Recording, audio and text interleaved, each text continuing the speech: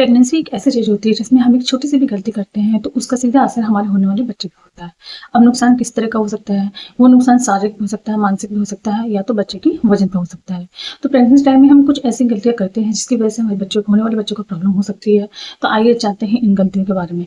तो नंबर 1 है कि संतुलित आहार ना लेना।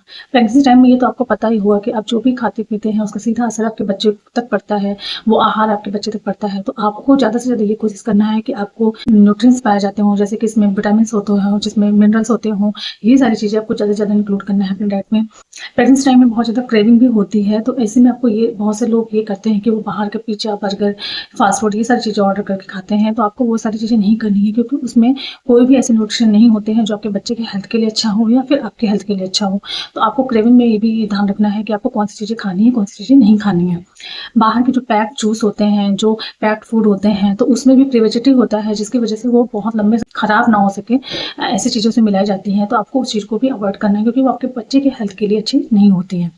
नंबर 2 है हाइजीन। प्रेगनेंसी टाइम में क्या होता है ना, बहुत बारी ऐसा होता है कि हम अपनी हाइजीन का ध्यान नहीं रखते क्योंकि कभी-कभी बहुत ज़्यादा आलस आते हैं या कुछ करने का मन नहीं होता है, तो उसमें क्या होता है कि लोग अपनी हाइजीन का ख्याल नहीं रखते हैं, तो ये भी एक बहुत बड़ी मिस्टेक होती है। इससे भी आपके बच्चे के ग्रोथ एंड डेवलपमेंट में बहुत ज़्यादा असर पड़ता है, तो आपको ऐसे में ध्यान रखना है कि आपको डेली नहाना है। अगर आप नहीं नहाते हैं तो अपने जो अंडरवियर्स हैं वो आपको चेंज कर लेना है। अगर आपको बहुत ज़्यादा व्हाइट डिस्चार्ज होता है तो उस केस में, अगर बहुत ज़्यादा डिस्चार्ज हो रहा है तो उस केस में तो आपको सबसे पहले अपने डॉक्टर से कंसल्ट करना चाहिए। अगर आपको नॉर्मल डिस्चार्ज होता है तो उसमें क्या है कि आपको अपनी पैंटीज़ को चेंज कर लेना चाहिए, या पैंटी लाइनर आते हैं वो पैड की तरीके ही होते हैं, आपको वो यूज़ करना चाहिए। आपको ऐसे में कॉटन पैंटीज़ यूज़ करना चाहिए जो कि कंफर्टेबल हो। अगर आपको प्रेगनेंसी टाइम में यूरिन पास करने में जलन हो रही हो या फिर आपको जो डिस्चार्ज हो रहा है उसमें कोई स्मेल आ रही हो, तो इसमें भी आपको अपने डॉक्टर से कंसल्ट करना चाहिए क्योंकि उसमें यूटीआई का इन्फेक्शन हो सकता है आपको, तो आपको इन सारी चीज़ों का भी प्रेगनेंसी में ध्यान देना होता है। नंबर 3 है कि आपको स्ट्रेस नहीं लेना है। बहुत बार ऐसा होता है कि अगर आप बहुत ज़्यादा स्ट्रेस लेते हैं, तो उसमें भी क्या होता है कि बच्चे की ग्रोथ एंड डेवलपमेंट में बहुत ज़्यादा असर पड़ता है। प्रेगनेंसी टाइम में हम जो भी सोचते हैं, हम जो भी करते हैं, उन सारी चीज़ों का असर हमारे बच्चे पे पड़ता है। तो अगर हम बहुत ज़्यादा नेगेटिव सोचते हैं, बहुत ज़्यादा स्ट्रेस लेते हैं, तो वो क्या होता है ना कि बच्चा भी चिड़चिड़ा होता है, बच्चे के अच्छे से जो डेवलपमेंट होती है वो नहीं होती है, बच्चे के वेट पे भी उसका इफ़ेक्ट पड़ता है। तो अगर आप चाहते हैं कि आपका बच्चा हेल्दी हो, खुशमिजाज हो, तो उसके लिए आपको भी प्रेगनेंसी टाइम में खुश रहना है। अगर आप बहुत ज़्यादा स्ट्रेस लेंगे तो आपका बच्चा भी वैसा ही चिड़चिड़ा होगा, तो आपको इन सारी चीज़ों को भी अवॉइड करना है। अगर आपके आसपास का माहौल ऐसा है कि जहाँ बहुत ज़्यादा तनाव है या घर में बहुत ज़्यादा तनाव भरा माहौल है, तो ऐसे में भी आपको उन सारी चीज़ों को अवॉइड करना है क्योंकि इस टाइम पे आपका जो मोस्ट प्रायोरिटी है वो आपका बेबी है।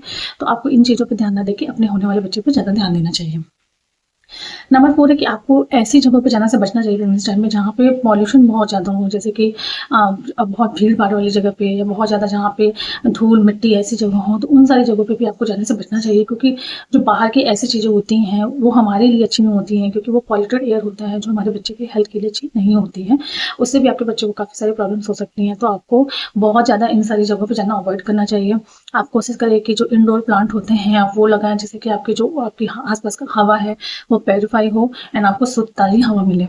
नंबर 6 है कि आप बहुत सारे लोग प्रेगनेंसी टाइम में क्या करते हैं कि अगर उन्हें सिर दर्द हो रहा है या कमर दर्द हो रहा है, ऐसे में वो खुद से कोई मेडिसिन ले लेते हैं। तो आपको प्रेगनेंसी टाइम में कोई भी सेल्फ मेडिकेशन नहीं करना है। आपको इन सारी चीज़ों पे ध्यान देना है कि अगर आपको कोई भी प्रॉब्लम हो रही हो, तो उस केस में आपको डॉक्टर से कंसल्ट करके तो ही मेडिसिन लेना है। प्रेगनेंसी टाइम में जो भी मेडिसिन आपको डॉक्टर सजेस्ट करते हैं, आप सिर्फ वही मेडिसिन लें, कोई भी खुद से मेडिसिन ना लें। जैसे कि कुछ लोगों को जैसे वायरल फीवर हो गया, तो उसमें भी उन लोगों ने क्या किया कि मेडिसिन ले लिया खुद से, जैसे पैरासिटामोल या फिर डोलो, कोई भी मेडिसिन जो नॉर्मल हम लेते हैं वो आप नॉर्मली जैसे लेते हैं वैसे आपको प्रेगनेंसी टाइम में नहीं लेना है।